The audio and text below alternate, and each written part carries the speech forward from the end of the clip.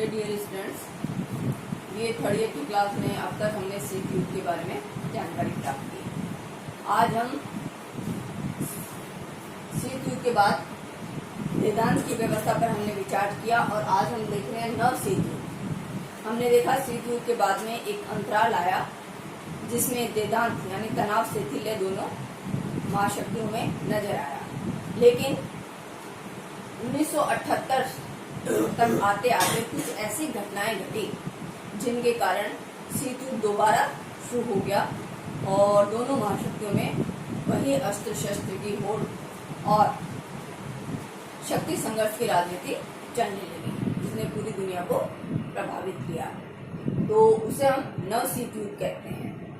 नव शीत युद्ध हमने देखा कि तनाव शिथिल्य में दोनों राष्ट्रों में सामंजस्य होने लगा। दोनों सहिष्णुता की और आपस में संवाद की प्रक्रिया द्वारा एक दूसरे के करीब आ रहे थे। एक दूसरे में काफी व्यापारिक और सामरिक और कई तरह के समझौते, शांतिपूर्ण समझौते हुए, लेकिन अचानक फिर ऐसे क्या कारण रहे कि शीत युद्ध पुनः भड़का और नए शीत युद्ध के रूप में हमारे सामने आए। तो नए शीत युद्ध के कौन कौन से कारण हैं उन पर हमें विचार करते हैं। नव शीत युद्ध के कारणों में सबसे पहले हम देखते हैं सोवियत संघ की शक्ति में वृद्धि।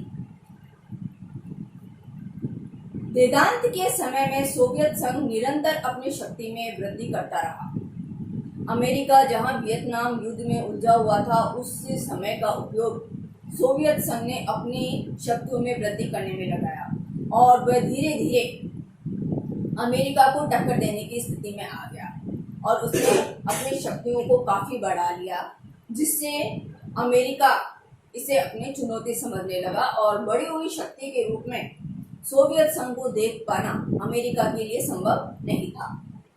अगला कारण जो बहुत ही महत्वपूर्ण रहा उसमें है अमेरिका के राष्ट्रपति के रूप में रोनाल्ड रीगन का चुना जाना।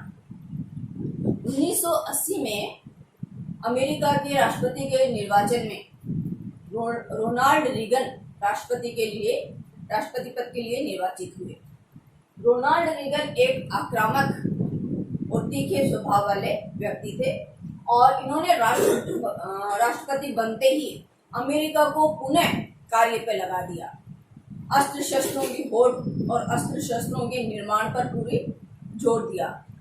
अपने समर्थित राष्ट्रों का सशस्त्रीकरण करना प्रारंभ कर दिया और अस्त्र शस्त्र की प्रतिस्पर्धा को इन्होंने काफी बढ़ा दिया। तो रोनाल्ड रीगन का, जो कि एक आक्रामक व्यक्तित्व का धनी था, उसने भी शीत युद्ध की उत्पत्ति में, नव शीत युद्ध की उत्पत्ति में बड़ी भूमिका निभाई। नेक्स्ट है स्टार वार। दोनों ही महाशक्तियां अंतरिक्ष अनुसंधान के क्षेत्र में निरंतर आगे बढ़ती रही। स्टार वार से तात्पर्य है अंतरिक्ष में अनुसंधान। अंतरिक्ष में सैनिक शक्ति बढ़ाने की दृष्टि से अनुसंधान। इस क्षेत्र में दोनों ही महाशक्तियां एक से बढ़कर एक, दोनों को चुनौती देती हुई अपनी अपनी शक्तियां निरंतर बढ़ाने का प्रयास कर रही थी। एक राष्ट्र जहां साधारण उपग्रह और संचार उपग्रह की स्थापना अंतरिक्ष में कर रहा था, तो दूसरा राष्ट्र अंतरिक्ष सैनिक उद्योग या अंतरिक्ष में कारखाने खोलने की बात करने लगा। इन राष्ट्रों का उद्देश्य अंतरिक्ष से अपने पृथ्वी धरती पर निरंतर निगरानी बनाए रखने की क्षमता अर्जित करना था और दोनों ही महाशक्तियां इसमें निरंतर एक दूसरे की होड़ में आगे बढ़ रही थी और अंतरिक्ष में दोनों ने ही अपनी अनुसंधान की प्रक्रिया को निरंतर तेज कर दिया। केवल ये उपग्रह और सैटेलाइट के माध्यम से ही नहीं था, बल्कि मारक अस्त्रों की होड़ भी अंतरिक्ष में होने लगी। जब सोवियत रूस ने अपने मॉस्को 1389 नामक प्रक्षेपास्त्र को अंतरिक्ष में भेजा, वहां से अंतरिक्ष में मारक अस्त्रों की होड़ भी बढ़ने लगी और अमेरिका भी निरंतर मारक क्षमता को, अंतरिक्ष में मारक अस्त्रों की क्षमता को बढ़ाने के हेतु प्रयास करता रहा। जहां 1980 में सोवियत संघ ने मॉस्को भेजा, वहीं अमेरिका भी इस दौड़ में शामिल हो गया और अमेरिका ने भी मारक क्षमता के, अंतरिक्ष में मारक क्षमता के अस्त्र 1983 तक तैयार कर लिए।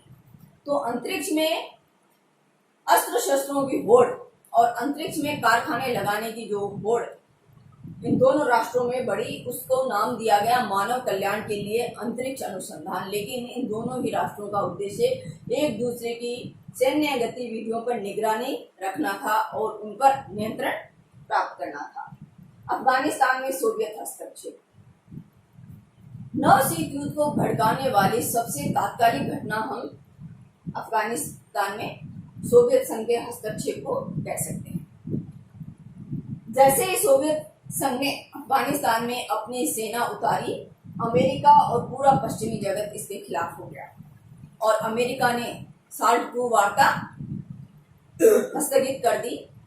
अमेरिका ने कई ऐसे कठोर कदम उठाए जिससे सोवियत संघ से सीधी वार्ता के लक्षण नजर आने लगे, जैसे साल्ट II वार्ता का बहिष्कार करना, सोवियत संघ को अनाज देने से मना करना, तेल अनुसंधान की तकनीक देने से मना करना और मॉस्को में होने वाले ओलंपिक खेलों का बहिष्कार अमेरिका ने किया। ये सब गतिविधियां बता रही थी कि शीत युद्ध पुनः प्रारंभ हो रहा है।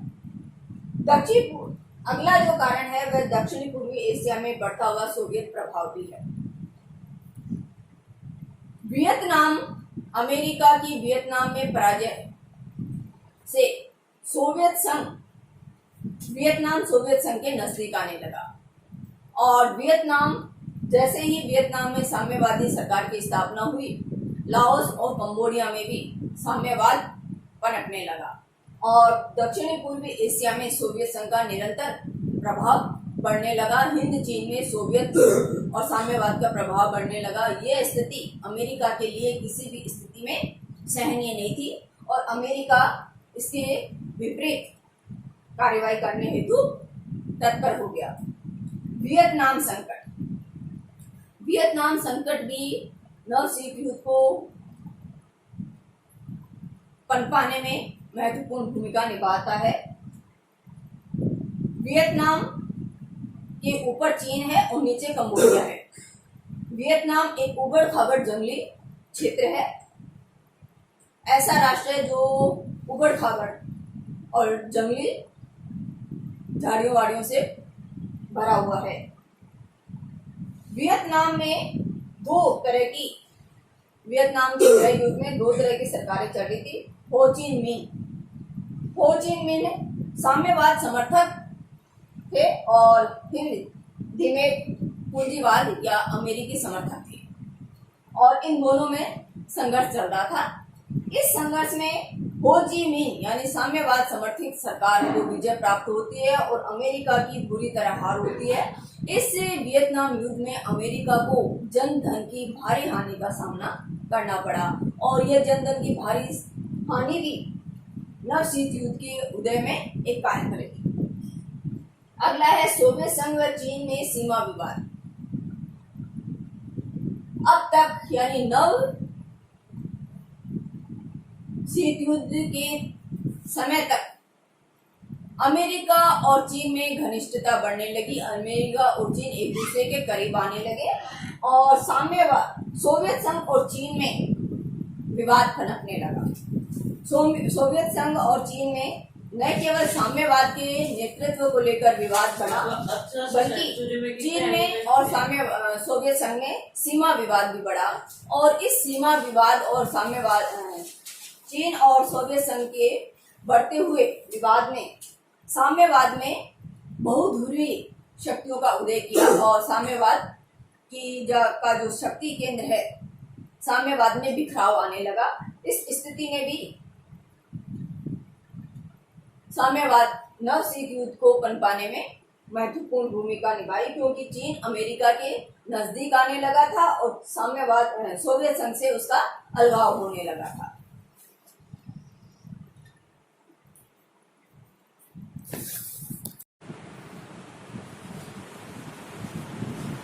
पुराने शीत युद्ध और नए शीत युद्ध की प्रकृति में कुछ अंतर था। दोनों की विशेषताएं अलग अलग थी। जैसे विचारधारा रही। पुराना शीत युद्ध जहां साम्यवाद बनाम पूंजीवाद के रूप में लड़ा जा रहा था, सर्वहारावर्गीय अधिनायक तंत्र बनाम लोकतंत्र, वहीं नया शीत युद्ध विचारधारा से रहित था। इसमें अभिकर्ता केवल अमेरिका और सोवियत संघ थे। पूंजी विचारधाराओं का इसमें कोई स्थान नहीं था, क्योंकि अमेरिका और साम्यवादी चीन दोनों का गठबंधन हो चुका था। तो साम्यवादी चीन और पूंजीवादी अमेरिका मित्र बन गए थे, और दूसरी तरफ अमेरिका और सोवियत संघ नए शीत युद्ध के अभिकर्ता थे। तो नया शीत विचारधाराओं से परे केवल दो महाशक्तियों के बीच में लड़ा जा रहा था, जिसमें अमेरिका और सोवियत संघ दोनों महत्वपूर्ण भूमिका में थे। विचारधाराओं का इसमें कोई स्थान नहीं था, क्योंकि विचारधाराओं का जो प्रकृति, विचारधाराओं की जो अवधारणा थी वो बिखर चुकी थी, क्योंकि अमेरिका, पूंजीवादी अमेरिका और साम्यवादी चीन एक साथ आ गए थे और दोनों में घनिष्ठता बन गई थी। दूसरी तरफ साम्यवादी चीन और साम्यवादी सोवियत संघ में बिखराव आ गया था, टकराव आ रहे थे। दूसरी इसकी विशेषता है नए शीत युद्ध के नए अभिकर्ता। पुराने शीत युद्ध में हम देखते हैं अमेरिका और सोवियत संघ महत्वपूर्ण घटक थे, लेकिन नए शीत युद्ध में अमेरिका, फ्रांस, ब्रिटेन आदि शामिल थे। एक तरफ अमेरिका, फ्रांस, ब्रिटेन आदि पश्चिमी देश थे, तो दूसरी तरफ साम्यवादी सोवियत संघ था। एक तरफ हम देखते हैं अमेरिका के साथ चीन भी आ गया था, तो एक तरफ तो अमेरिका, चीन, फ्रांस और ब्रिटेन थे, दूसरी तरफ अकेला सोवियत संघ था। तो हम कह सकते हैं कि नए शीत युद्ध में नए अभिकर्ता शामिल हो गए थे। पहले पुराने शीत युद्ध में अमेरिका और सोवियत संघ ही प्रमुख शक्तियां थी, लेकिन अब इनके अभिकर्ताओं की संख्या भी बढ़ गई और उनमें वैरायटी या अंतर भी आ गया। दूसरा है तीसरी जो विशेषता है या प्रकृति का तीसरा तत्व है वह प्रतिस्पर्धा का नया क्षेत्र।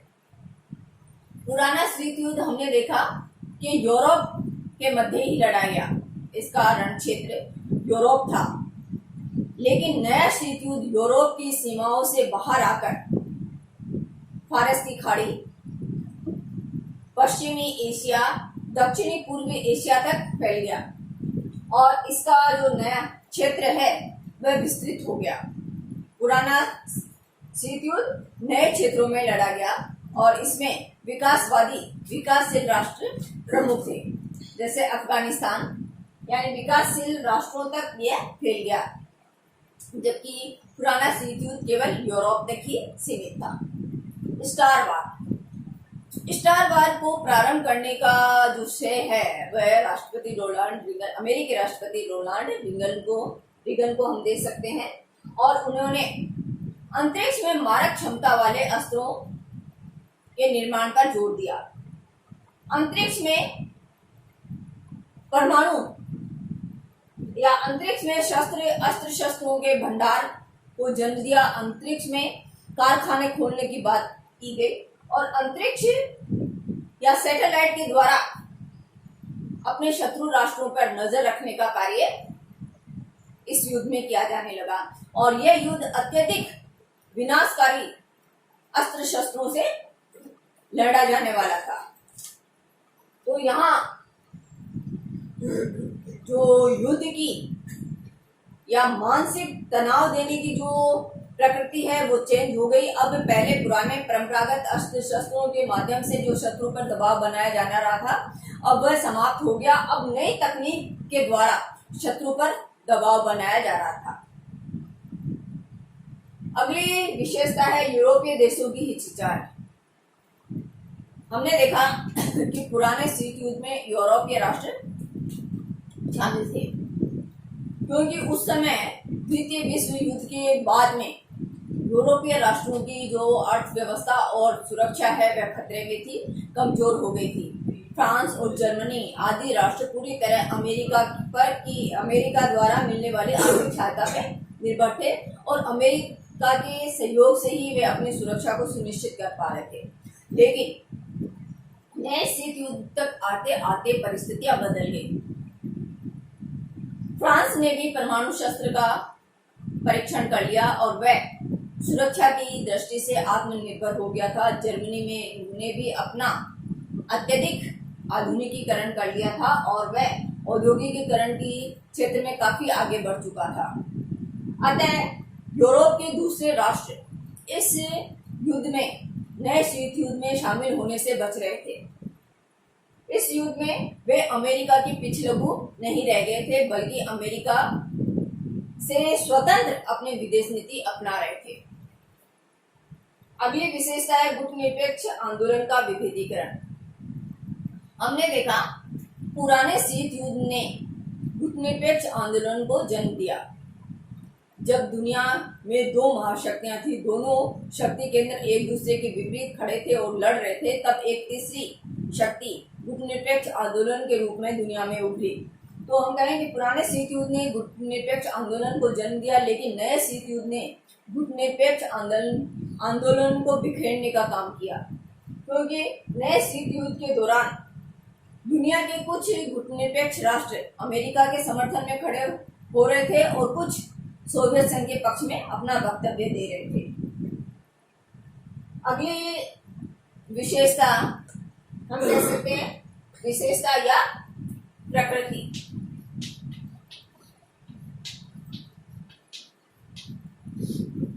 अगली विशेषता इस युद्ध की, नए शीत युद्ध की रही अमेरिका की मजबूरी।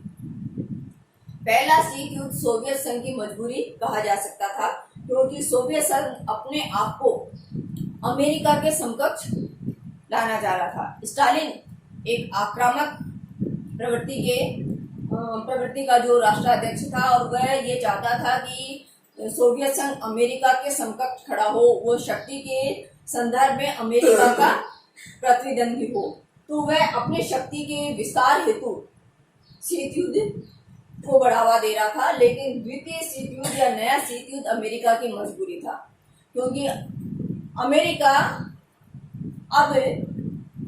अमेरिका में आर्थिक मंदी आ गई थी, या अमेरिका आर्थिक रूप से थोड़ा कमजोर हो गया था, क्योंकि फ्रांस और जर्मनी ने अपना आधुनिकीकरण कर लिया, तकनीकीकरण कर लिया, और वे अमेरिका उनके तकनीक और इलेक्ट्रॉनिक उत्पादन के से प्रतिस्पर्धा नहीं कर पा रहा था। इसके कारण अमेरिका की अर्थव्यवस्था थोड़ी कमजोर होने लगी थी। अमेरिका की अर्थव्यवस्था का एक मुख्य आधार अस्त्र शस्त्रों की बिक्री था। अतः राष्ट्रपति रोनाल्ड रीगन ने अस्त्र शस्त्रों के निर्माण को बढ़ावा दिया और उनके बाजार को बढ़ाया।